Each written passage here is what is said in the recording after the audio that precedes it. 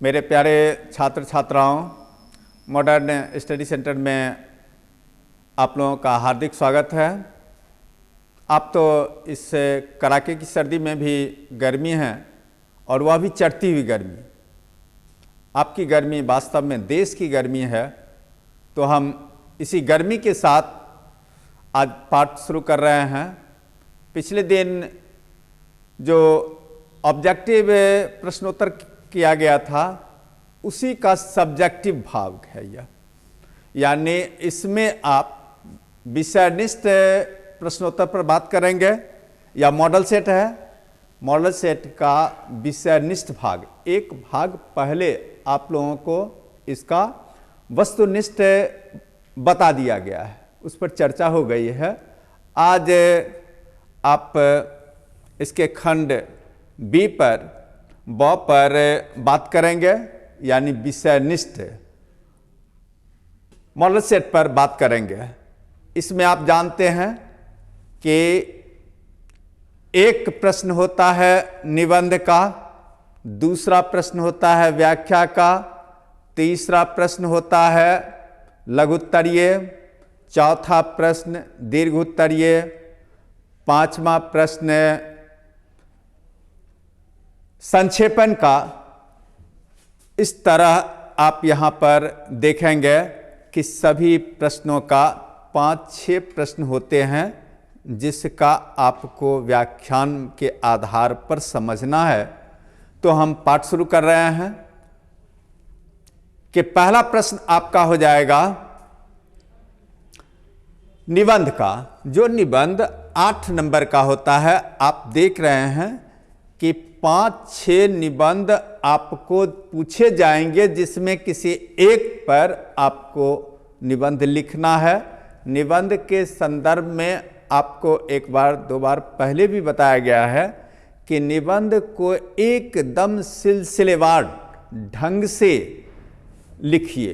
परीक्षा में जो कॉपी दी जाएगी उस कॉपी के कम से कम एक पेज पर आप एकदम सिस्टम से पॉइंट बाय लिखने का प्रयास करें। जितना अधिक पॉइंट बाद व्यवस्थित रूप से आप निबंध लिखेंगे, उतना बढ़िया आपको अंक उठेगा। तो आप जैसे यहाँ पर देख लीजिए, भारतीय किसान है, आम चुनाव है, प्रदूषण की समस्या है, कंप्यूटर है, छात्र और अनुशासन है, नारी शिक्षा है। इन सबों का उत्तर आप मॉडर्न स्टडी सेंटर के तरफ से एक गेस्ट पेपर निकाला जाता है, जिस गेस्ट पेपर में इसका उत्तर आप देख सकते हैं। आपकी सुविधा के लिए हमने यहाँ पर लिख दिया है मॉडर्न एटम बम गेस्ट पेपर, पृष्ठ संख्या 36 से 43 पर प्रश्न संख्या 5, 7, 12, 15, 13 और 8 को देखें। इसमें आपको निबंध लिखा गया है। इसके सहारे आप परीक्षा की तैयारी कर सकते हैं और अधिकतम अंक के भागीदार बन सकते हैं। निबंध में प्राय लड़के अधिक लिखने का फेर लगा लेते हैं। लिखना है एक पृष्ठ, लिख दिए 4 पृष्ठ 5 पृष्ठ, उतना में आपका समय और आपकी शक्ति दोनों बर्बाद होती है। इसलिए आप एकदम संक्षेप में, कसी हुई भाषा में, निर्धारित समय सीमा के अनुकूल ही लिखने का अभ्यास करें। जैसा कि आप इसमें देखेंगे उसी के अनुकूल आप अभ्यास करेंगे, आपको अधिकतम अंक प्राप्त होगा। अन्य प्रश्न भी इससे प्रभावित नहीं होगा। अन्यथा निबंध के विस्तार के चक्कर में छात्रों को दूसरा प्रश्न प्रभावित होने लगता, तो दूसरे प्रश्न को प्रभावित कर निबंध लिखना बढ़िया चीज नहीं है। अर्थात एकदम संतुलित रूप में निबंध आपको लिखना है। अब अगला प्रश्न है, निम्नलिखित में से किन्हीं 2 अवतरणों की 100 प्रसंग व्याख्या करें। सच है, जब तक मनुष्य बोलता नहीं तब तक उसका गुण दोष प्रकट नहीं होता। इसकी व्याख्या भी आप modern atom bomb guess paper पृष्ठ संख्या 13 पर प्रश्न संख्या 2 को देखें। यह बातचीत पाठ से है, जिसमें व्यक्ति के बोलने के गुण दोष को स्पष्ट करने का प्रयास किया। बोलने से ही तो व्यक्ति के गुण दोष का पता चलता है, अन्यथा काक और कोयल का रंग तो एक ही है। बोलने से पता चलता है कि यह काक है, यह कोयल है। इसी तरह व्यक्ति वेशभूषा रंग रूप से अपने गुण की पहचान नहीं दे पाता है। गुण की पहचान तो उसकी भाषा होती है, बोली होती है। बोली से ही व्यक्ति के संस्कार का पता चलता है। और विशेष में आप यहां पर देखें, जादू टूटता है उषा का, अब सूर्योदय हो रहा है। इसका उत्तर भी आप इसमें देखेंगे। Modern atom bomb guess paper पृष्ठ संख्या 18 पर प्रश्न संख्या 8 को देखें। इसके उत्तर के लिए उषा में है, जिसमें प्रातःकालीन सूर्योदय कालीन दृश्य का वर्णन किया गया है, प्रकृति सौंदर्य का चित्रण किया गया है। यह प्रकृति से संबंधित कविता है, तो आप विस्तार से इसमें यहाँ पर देख सकते हैं। पूरब पश्चिम से आते हैं नंगे बूचे नर कंकाल, सिंहासन पर बैठा उसके तमगे कौन लगाता है। इसका उत्तर आप modern atom bomb guess paper पृष्ठ संख्या 20 पर प्रश्न संख्या 19 को देखें। यह अधिनायक शीर्षक कविता से है, जिसमें आज की राजनीति पर व्यंग किया गया है। नेता का काम जनता की सेवा करना है, लेकिन यह नेता, आज का नेता, इन नागरिकों से जो गरीब हैं, दलित हैं, नंगे हैं, वह सेवा करवाने का काम करता है। तरह तरह की उपाधियां लेने का काम करता है। अर्थात ये नेता सेवा करने के बदले सेवा करवाने में लगे हैं। इसी पर व्यंग किया गया है। अगला है, फिर भी कोई कुछ न कर सका, छिन गया खिलौना मेरा, मैं असहाय विवश बैठी ही रही, उठ गया छौना मेरा। यह पंक्ति पुत्र वियोग से है, जिसकी कवयित्री सुभद्रा कुमारी चौहान है। सुभद्रा कुमारी चौहान ने अपने पुत्र वियोग, अर्थात अपने का मतलब हो गया देश में जितनी सारी माताएं हैं, उन सारी माताओं के पुत्र वियोग का चित्रण किया। कविता की सार्थकता यहीं पर होती है। सफल कविता किसी एक व्यक्ति की नहीं, सबों की बन जाती है।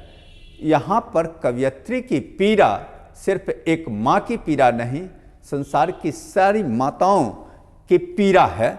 और उसी पीड़ा को यहाँ पर स्पष्ट करती है कि जिस पुत्र को पाने के लिए वह पता नहीं क्या क्या नहीं यत्न करती है, बड़े दुलार प्यार से पालती है, बड़े सहेज कर रखती है, और वह पुत्र जो खिलौना के रूप में है, वह खिलौना उससे छिन जाता है। वह विवश, असहाय, लाचार देखती रह जाती है, और उसका खिलौना कहीं और चला जाता है, उसका छौना उठ जाता है। छौना मृग शावक को कहा जाता है, मृग के छोटे बच्चे को कहा जाता है, जो बड़ा सुंदर चंचल होता है। इसी को यहाँ पर एक व्यवस्थित रूप में कर दिया गया है। व्याख्या तो हमेशा याद रखें कि एक सिस्टमैटिक व्यवस्थित रूप से 100 प्रसंग व्याख्या है, इसका एकदम सुंदर व्यवस्थित रूप होना चाहिए। तो सुभद्रा कुमारी चौहान रचित प्रस्तुत काव्यांश दिगंत भाग 2 में संकलित पुत्र वियोग पाठ से उद्धृत है, जिसमें कवयित्री ने मित्र पुत्र की माँ की पीड़ा का चित्रण किया है। जिस पुत्र को पाने और पालने के लिए माँ क्या क्या नहीं करती है, परंतु सब व्यर्थ हो गया। ऐसी परिस्थिति में माँ का व्याकुल मन तड़प रहा है, स्वप्न में भी शांति नहीं है, किसी भी तरह वह अपने पुत्र रत्न को नहीं प्राप्त कर सकती। पुत्र के बिना माँ का मन सदा रोता रहता है, सारा जीवन नीरस बन जाता है। लाख मनाने के बाद भी मन का सूनापन दूर नहीं होता है। इस तरह आपने देख लिया कि उसका छौना उठ गया, उसका खिलौना छिन गया। खिलौना के छिनने उठने लाख प्रयास के बाद भी पीड़ा जो होती है, उसी पीड़ा का चित्रण इस पंक्तियों में किया गया है। अपने जीवन के लक्ष्य का वर्णन करते हुए पिता के पास पत्र लिखें। तो इसका उत्तर आप देख लेंगे modern atom bomb guess paper पृष्ठ संख्या 31 में आप देखेंगे इसका उत्तर लिखा हुआ है। यह व्यक्तिगत पत्र है। ध्यान रहे कि परीक्षा में आपको व्यक्तिगत पत्र और आवेदन पत्र दोनों, आवेदन पत्र मतलब सरकारी कार्यालय पत्र जो होता है वह दोनों पूछा जाता है, लिखना है कोई एक। तो यहां पर आप देख रहे हैं अपने जीवन के लक्ष्य का वर्णन करते हुए पिता के पास पत्र लिखें। तो यह पत्र व्यक्तिगत पत्र है।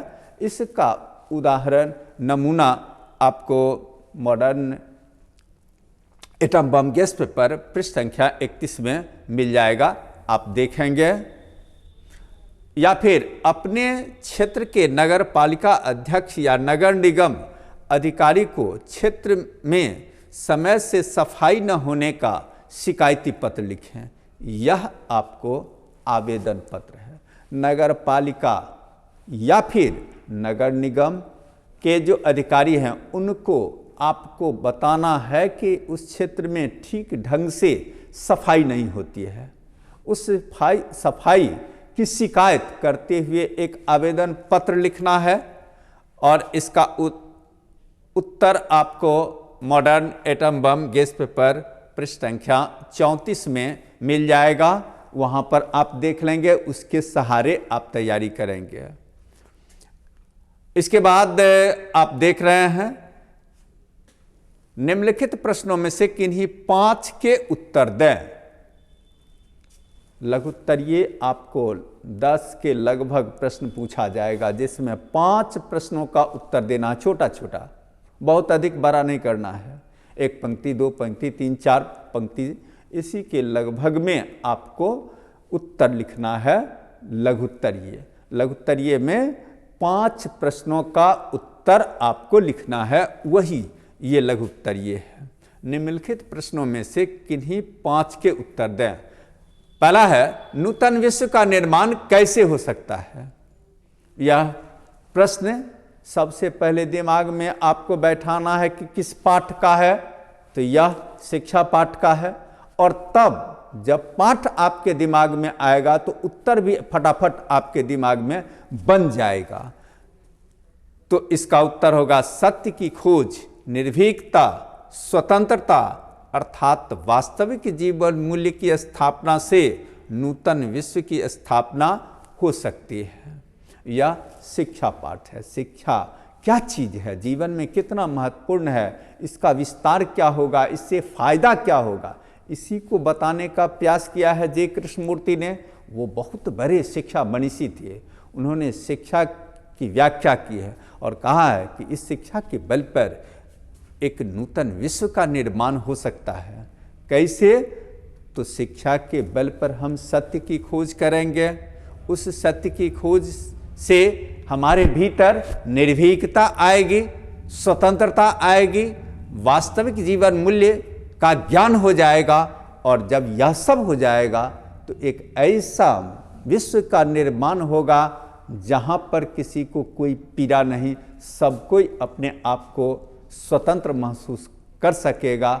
जिस तरह आपने सुना होगा, दैहिक दैविक भौतिक तापा, राम राज काहू नहीं व्यापा। यह राम राज की जो कल्पना है, यही तो नूतन विश्व की स्थापना है।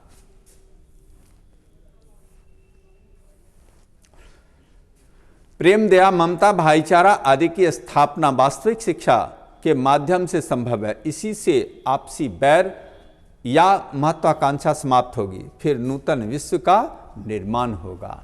लोगों के बीच ध्यान रहे कि बैर भावना, महत्वाकांक्षा इत्यादि का जब नाश होगा, जब यह समाप्त हो जाएगा, अपने आप नूतन विश्व का निर्माण हो जाएगा।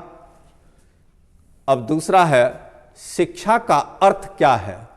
शिक्षा का अर्थ आप सही मायने में जान लें कि व्यक्ति को संपूर्ण सांसारिक जड़ताओं से ऊपर उठना है। शिक्षा अपने आप में आत्मा का प्रकाश है, जिस प्रकाश में हम दुनिया को देख सकें, वास्तविक दुनिया का वास्तविक रूप देख सकें, सत्य की पहचान कर सकें, ब्रह्म का अवलोकन कर सकें। वैसे विशेष तौर पर modern atom bomb guess paper पृष्ठ संख्या 29 में आप इसका उत्तर देख सकते हैं, देखेंगे। अब इसके बाद है लोहा क्या है। आप प्यारे नन्हे बेटे को कविता का ध्यान कीजिए, उसमें लोहा की समस्या पर बात की गई है। लोहा क्या है इसको समझना होगा। लोहा हमारे जीवन का अभिन्न अंग है, जीवन का महत्वपूर्ण साधन है। उसके बिना हम कोई काम नहीं कर पा रहे हैं। अर्थात हमारे विकास का आधार, जीवन का आधार लोहा है। उसमें लोहा को प्रतीक भी माना गया है। एक तरफ तो लोहा को जीवन का आधार माना गया है, जीवन के सुख साधनों का आधार माना गया है। दूसरे तरफ लोहा को प्रतीक भी माना गया है, मेहनतकश मजदूर का प्रतीक माना गया है, दबी सताई औरतों का प्रतीक माना गया है। वह भी तो भार उठाने का काम करते हैं। यहां पर आप देख रहे हैं लोहा मेहनतकश मजदूर का प्रतीक है, इसे दबी सताई और का भी प्रतीक माना गया है। यह जीवन का अत्यंत आवश्यक सुख साधन होता है, इसके बिना हमारा जीवन पंगु बन जाएगा। आगे है बंधी हुई मुट्ठियों का क्या लक्ष्य है। ये प्रश्न आप ध्यान रहे। जन जन का चेहरा एक कविता से है, जिसमें कवि ने स्पष्ट करने का प्रयास किया है कि बहुत हो चुका गरीबों का शोषण। ये गरीबों का शोषण अब चलने वाला नहीं है। ये गरीब शोषण के विरुद्ध क्रांति के लिए अपनी मुट्ठी बांधकर तैयार हैं, यानी क्रांति के लिए संकल्पित हैं। इसी को यहाँ पर आपको हमने स्पष्ट कर दिया है। दुनिया के सभी देशों के शोषितों के मन में शोषण उत्पीड़न के विरुद्ध क्रांति का जोश जग गया है। क्रांति का संकल्प, जोश, उमंग, उत्साह, बंधी हुई मुट्ठियां हैं। दुनिया से शोषण खत्म करना उसका लक्ष्य है। इस तरह क्रांति का संकल्प ही बंधी हुई मुट्ठियों का लक्ष्य है। दुनिया से शोषण समाप्त करना बंधी हुई मुट्ठियों का लक्ष्य है। बंधी हुई मुट्ठी मतलब संकल्प, और संकल्प का लक्ष्य है दुनिया से शोषण को समाप्त कर देना। आगे चौर और मन किसे कहते हैं। चौर और मन दोनों ही ताल को कहते हैं, सरोवर, झील इत्यादि को कहते हैं। चौर जहां उथले ताल होते हैं, वहीं मन गहरे ताल। चौर में जाड़ा एवं गर्मियों में पानी कम हो जाता है, उसमें खेती भी होती है, तथा मन गहरे और विशाल ताल होते हैं। आगे जीवन क्या है। जीवन क्या है, यह भी शिक्षा पाठ से ही संबंधित है। इसका उत्तर आप modern atom bomb guess paper पृष्ठ संख्या 29 पर देख सकते हैं। भगत सिंह कौन थे। आपने भगत सिंह पाठ में पढ़ा ही होगा कि भगत सिंह महान स्वतंत्रता सेनानी थे, जिन्होंने अंग्रेजी राज में केंद्रीय असेंबली पर बम फेंका और उसी आरोप में उन्हें फांसी दे दी गई। इस तरह आपने जान लिया कि देश की आज़ादी के लिए शहीद हो जाने वाले स्वतंत्रता सेनानी थे। आगे हिंदी का श्रेष्ठतम महाकाव्य कौन है। हिंदी का श्रेष्ठतम महाकाव्य रामचरितमानस है। जैसा कि आपने तुलसीदास पाठ में पढ़ा होगा, फिरंगी मेम के बाग में क्या क्या था। फिरंगी मेम के बाग में मखमल किसी हरी घास थी। ये उसने कहा था पाठ में आपने पढ़ा होगा। कबीर ने भक्ति को कितना महत्व दिया है, इसका उत्तर आप देख सकते हैं modern atom bomb guess paper पृष्ठ संख्या 24 में। अब इसके बाद हम शुरू करते हैं दीर्घ उत्तरीय। दीर्घ उत्तरीय में आप देखें रोज कहानी का सारांश। रोज कहानी के लेखक अज्ञे जी हैं, यानी सच्चिदानंद हीरानंद बादशाह अज्ञे, जिसमें उन्होंने मालती और माहेश्वर के जीवन वृत्त का वर्णन किया गया है। किस तरह उनका जीवन वृत्त जरवत था, मशीन के तरह था। उनके भीतर की सारी संवेदनाएं समाप्त हो चुकी थी। विशेष उत्तर आप, यह दीर्घ उत्तरीय है, इसका उत्तर आप modern atom bomb guess paper पृष्ठ संख्या 4 में देख सकते हैं। बातचीत शीर्षक निबंध का सारांश। अब इसमें देख लीजिए कि प्रस्तुत पाठ में लेखक ने बातचीत के रूप स्वरूप का वर्णन किया है। मनुष्य की ईश्वर प्रदान शक्तियों में वाक शक्तियों का बड़ा स्थान है। इसके बिना व्यक्ति लुंज पुंज बना रह जाएगा, न अपने मनोभाव को दूसरे तक पहुंचाएगा, न दूसरे के मनोभाव से वह स्वयं परिचित हो पाएगा।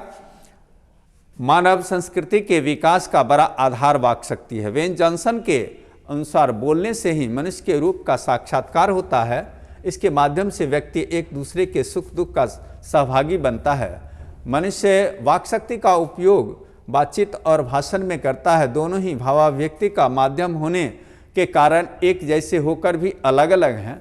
भाषण जहां औपचारिक संबोधन से शुरू होता है, वहीं बातचीत में यह बात नहीं होती है। भाषण में चुटीली बातों का प्रयोग होता है जिससे तालियां बजती है, पर बातचीत में नहीं। बातचीत 2-4 लोगों के बीच होती है। भाषण सैकड़ों लोग सुनते हैं। भाषण का विषय निश्चित होता है, जबकि बातचीत में विषय निश्चित नहीं रहता है।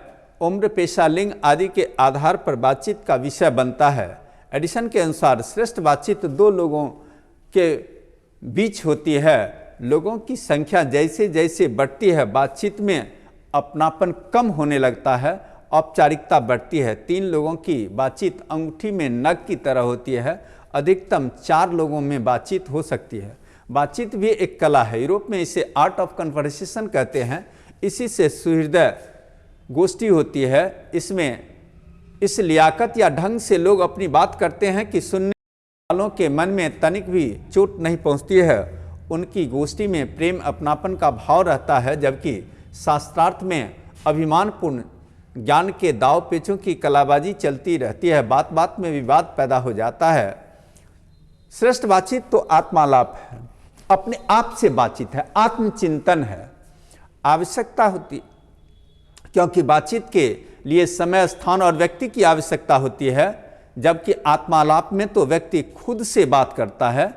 इससे व्यक्ति अपने मन के अनुसार विषय, दृश्य, घटना का आनंद ले सकता है। भीतरी मनोवृत्ति के आधार पर वह एक नवीन संसार का निर्माण कर सकता है। बातचीत में वाक शक्ति या जिह्वा की बड़ी भूमिका होती है। इस पर नियंत्रण कर व्यक्ति क्रोधादि शत्रुओं से बच सकता है। इस प्रकार अवाक रहकर भी लोग आत्मचिंतन के आधार पर बातचीत का आनंद ले सकते हैं, जीवन और जगत को सुंदर बना सकते हैं। अवाक बातचीत तो मन की एकाग्रता है, जीवन का परम साध्य है। इस तरह आपने बातचीत पाठ का सारांश सुन समझ लिया।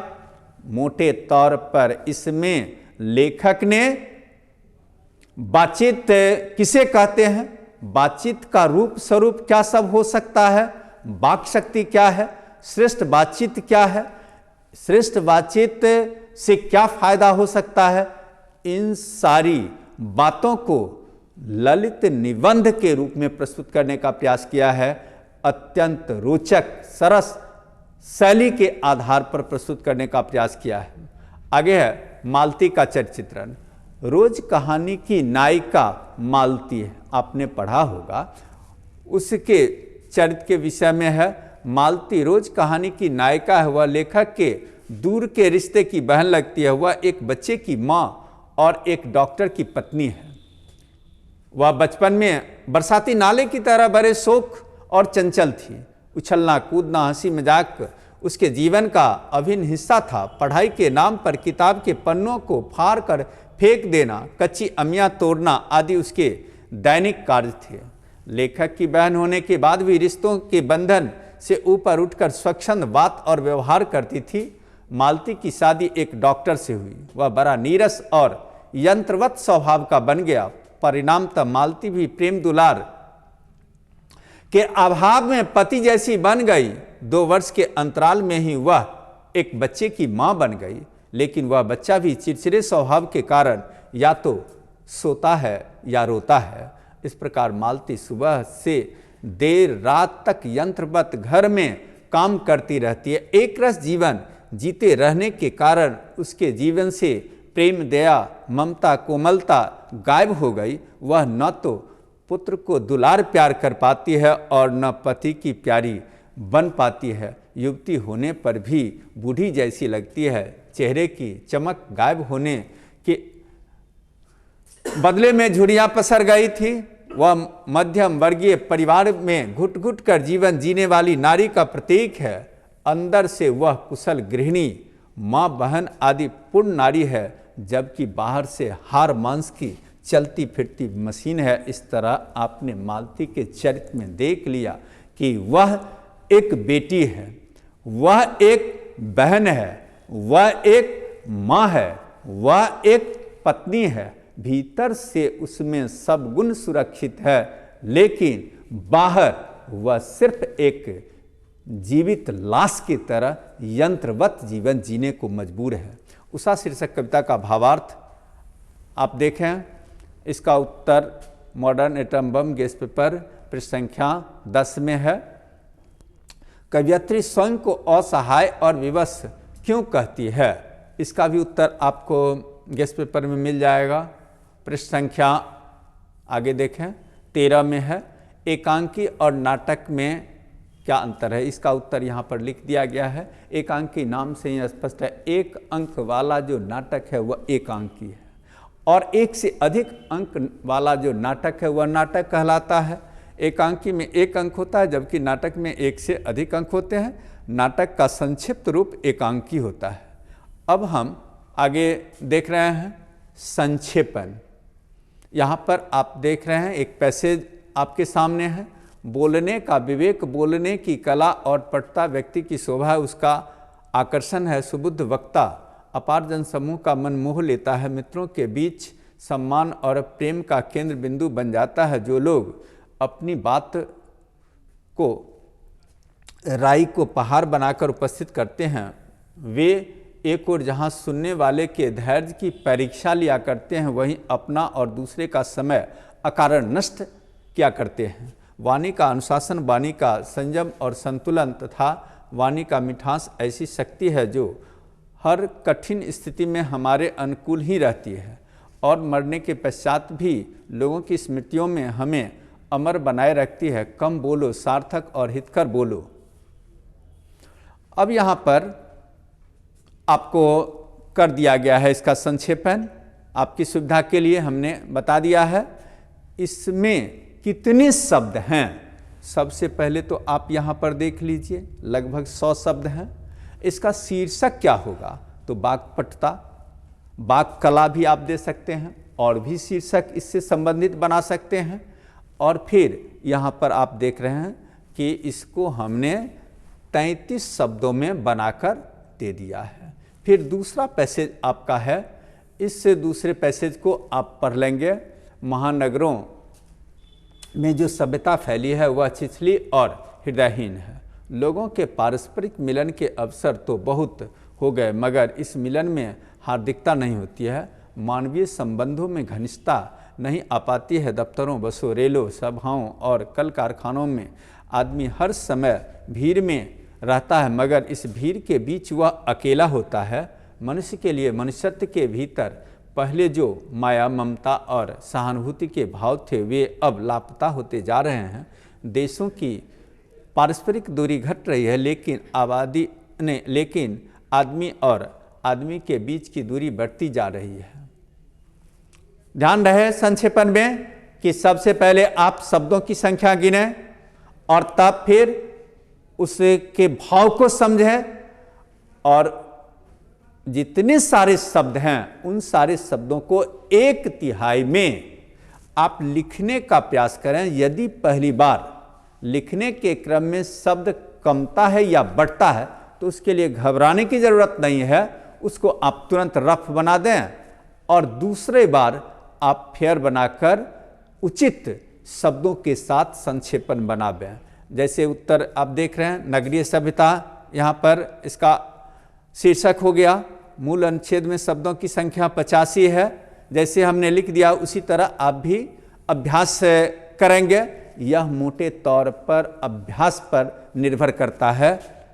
तो इस तरह आपने देख लिया कि आपका यह दूसरा खंड, दूसरा मॉडल सेट कहने का मतलब विषयनिष्ठ मॉडल सेट पूरा हो गया।